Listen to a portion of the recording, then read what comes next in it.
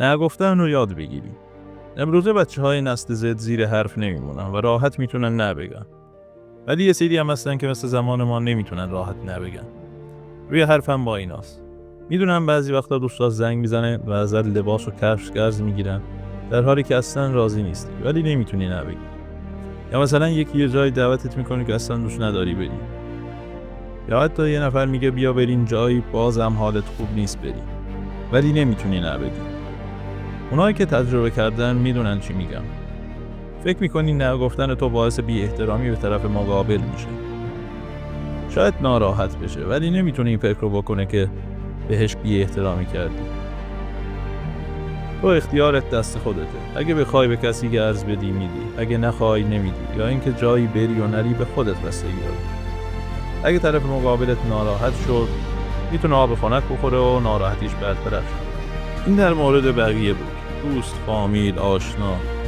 ولی این قضیه تو خانواده یکم فرقی. تو بعضی موارد میشه مثل بقیه حرف زد باهاشون ولی بعضی کارا رو هم باید انجام بدی و نمیتونی نبگی.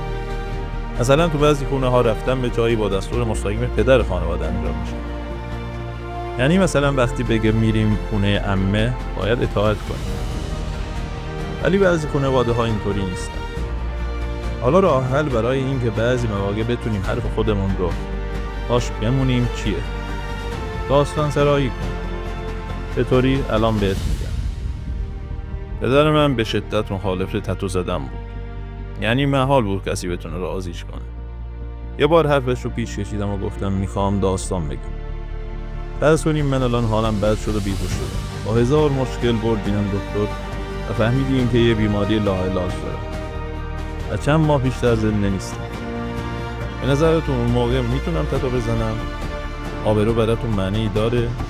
اینکه فامیل چی میگه مهمه؟ اصلا مهم نیست.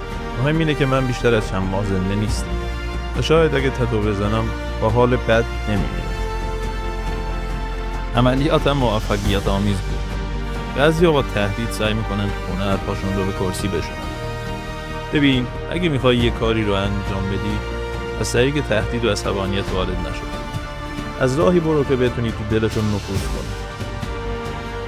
خواهر یکی از رفیقام میخواست با پسری که دوستش داشت ازدواج کنه ولی خانواده‌اش مخالف بود و میگفتم باید با فلانی ازدواج کنی. رفیقم گفتم برو پیش پدر و مادرت بشین و بگو چرا اجازه نمیدم با آدمی که دوستش داره زندگی کنه.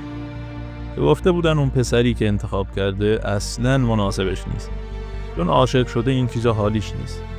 گفتم بهشون بگه خب شما درست میگید ولی اگه با کسی که ازدواج کنه که اصلاً اون طرف رو دوست نداشته باشه چی؟ لا اگر وقتی با کسی باشه که خودش انتخاب کرده حالش بهتره. گفتن حالیش نیست. دو روز دیگه سرش به سنگ می‌خوره و برمیگرده. خب بخوره برگرد. دوباره میاد پیش خودمون. میدونه که ما حمایتش میکنیم. ولی حداقلش اینه که حسرت چیزی به دلش نمیمونه. خدا رو شکر این کار جواب داد و الان دختری خیلی خوشحاله. هر وقت میبینمش صورتش خندونه. پس نگفتن به بقیه مثل رفیق و فامیل رو خیلی راحت باید بگیم. اصلا اهمیت نداره. خجالت نکش. چطور اون خجالت نکشید از تو چیزی خواست؟ پس بی خیال بقیه. ولی در مورد خانوادت قاطع نگو. ناراحتشون نکن. با عصبانیت چیزی درست نمیشه. بهترین راهش اینه که بشینی جوری حرفت رو بزنی که خودشون بهت بگن برو انجامش بده. زیاد سخت نیست. فقط کافی یه ذره فکر کنی ببینی چی تحت تاثیرشون قرار میده. از همون در وارد شو. اگه نکته‌ای داری که میتونه کمک کننده باشه تو کامنت ها برامون بنویس.